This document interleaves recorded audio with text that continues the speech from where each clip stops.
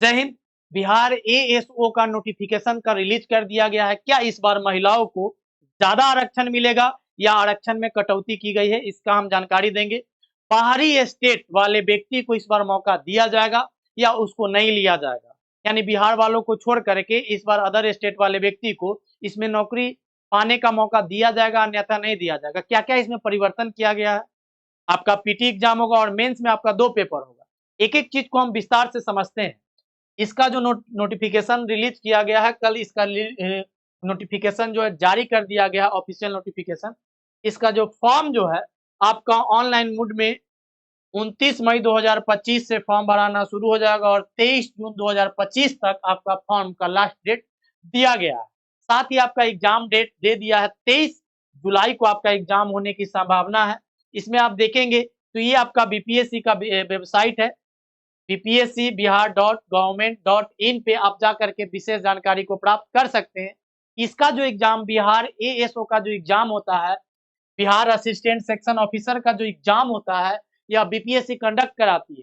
साथ ही इसके वेतन के बारे में जब हम समझेंगे तो इसका वेतन स्तर जो है पे लेवल 7 है। इसके अनुसार पर मंथ व्यक्ति को, स्टूडेंट को जो इसमें ऑफिसर जॉब करते हैं, 44,900 से 1,42,400 प्रति माह तक इसका वेतन होता है। इसमें इस बार महिलाएं जितना भी उम्मीदवार है उनको इस बार 35% की क्षैतिज आरक्षण दी जाएगी। इसमें अगर हम आगे बात करते हैं तो इसमें आपका एज जो रहने वाला है, कब तक आपका एज गणना किया जाएगा, तो इस बार जो एज काउंट किया जाएगा 1 अगस्त 2025 तक आपका एक मिनिमम, पुरुषों के लिए मिनिमम 21 वर्ष होना चाहिए और मैक्सिमम 37 वर्षों का होना चाहिए। जबकि जो व्यक्ति एससी एसटी से आते हैं, बीसी बीसी ईबीसी मेल हो या फीमेल हो, उसको 40 वर्ष दिया गया है, जबकि एससी एसटी को 42 वर्ष दिया गया है। इसमें आपका मैक्सिमम जो है कितने वर्षों तक आप जॉब कर सकते हैं, तो जैसे ही आप 60 वर्ष का हो जाते हैं तो आपको रिटायर हो जाना पड़ेगा, यानी रिटायरमेंट जो है 60 वर्ष में आपको दे देना होगा। आगे जब आप बात कीजिएगा तो आपका जो एग्जाम होगा 2 पेपर होगा, एक पीटी होगा, पीटी में आपका एग्जाम होगा, फिर मेंस होगा। इसमें आप जब देखेंगे तब पीटी में आपका एक एग्जाम होता है। पीटी जब एग्जाम दीजिएगा तो 2 घंटा 15 मिनट का आपका एग्जाम होगा। आपका ऑब्जेक्टिव क्वेश्चन रहेगा। प्रत्येक क्वेश्चन जो होता है एक एक नंबर का होता है। 150 क्वेश्चन होता है, 150 मार्क्स का होता है, जिसमें general study, general science, math होता है और एबिलिटी टेस्ट होता है। जब इसमें आप आते हैं मेंस की बात करते हैं तो मेंस में आपका 2 पेपर होता है। एक हिंदी पूछा जाता है, जनरल हिंदी पूछा जाता है जो 100 क्वेश्चन होता है। प्रत्येक क्वेश्चन 1 मार्क्स का होता है और टोटल 100 मार्क्स का एग्जाम लिया जाता है, जिसमें आपको समय दिया जाता है 2 घंटा 15 मिनट।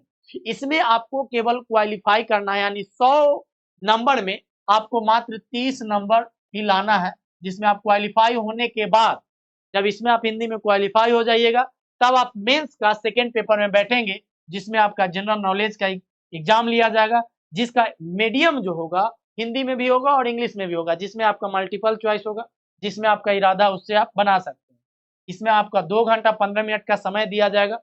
आपका एग्जाम में क्वेश्चन रहेंगे, 50 क्वेश्चन रहेंगे, जनरल स्टडी 50 क्वेश्चन रहेगा, जनरल साइंस और मैथ से और मेंटल एबिलिटी से आपका 50 क्वेश्चन रहेगा। टोटल क्वेश्चनों की संख्या 150 रहेगा, 150 नंबर का हो। आगे जब हम बात करेंगे तो आपका ये सब जितने भी यहाँ पे दिए गए हैं डॉक्यूमेंट्स आपको फॉर्म भरने के लिए आवश्यक है, ये आपका ग्रेजुएशन पे फॉर्म आया है। आगे जब आप बात कीजिएगा तो देखेंगे जितने भी बाहर वाले व्यक्ति, यानी क्या बीपीएससी एएसओ रिक्वायरमेंट 2025 के लिए 25 के लिए राज्य से बाहर के उम्मीदवार आवेदन कर सकते हैं।